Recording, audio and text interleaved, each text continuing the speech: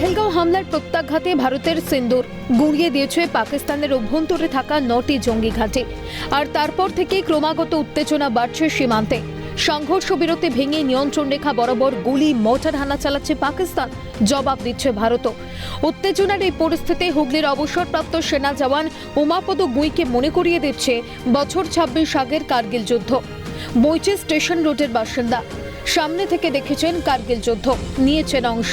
কাজ ছিল পাহাড়ি পথে ভারতীয় সেনাকে রসদ পৌঁছে দেওয়া, এক জায়গা থেকে অন্য জায়গায় নিয়ে যাওয়া।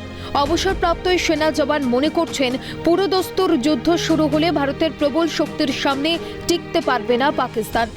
মানে মুখোমুখি যদি লড়াই কোনোদিন হয় বা এই পারমাণবিক শক্তি যদি দুটো দেশই এড়িয়ে চলাটাই নিয়ম। এবং সারা পৃথিবীর মানুষ জানে যে এই পরমাণু অস্ত্র থাকতে পারে, কিন্তু সেটা ব্যবহার করা যায় না। আর যদি সামনাসামনি লড়াই হয়, পাকিস্তানের যা কন্ডিশন, ভারতের সামনে 4টে দিনও টিকবে না। সেনায় দীর্ঘ 21 বছর কাজের অভিজ্ঞতা উমাপদর। দেশের সেবা করে পেয়েছেন একাধিক মেডেল। বর্তমানে তিনি অবসরের গ্রহে ঘরে বসে চোখ রাখছেন টিভির পর্দায়। একসময় সহকর্মীদের থেকেও নিচ্ছেন বিভিন্ন খবরাখবর, কিন্তু বর্তমান পরিস্থিতিতে ঘরে বসে থাকতে মন চাইছে না অবসরপ্রাপ্ত এই সেনাকর্মীর। রয়েছে দেশের প্রয়োজনে ছুটে যাওয়ার অদম্য ইচ্ছা।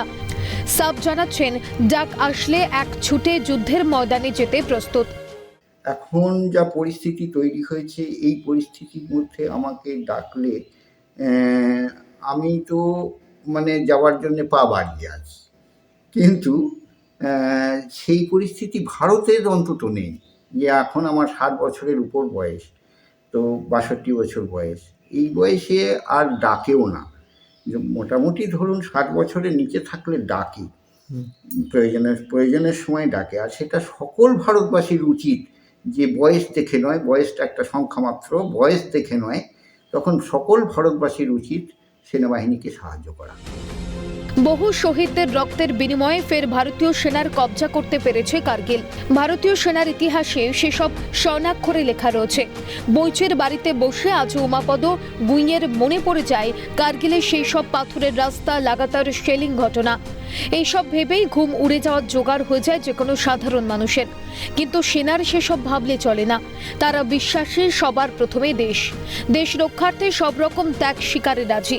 তাই অবসরের পরও অস্থির বইচের সেনা প্রাক্তনী উমাপদ গুঁই। সুভাষ মজুমদারের রিপোর্ট, ক্যালকাটা নিউজ।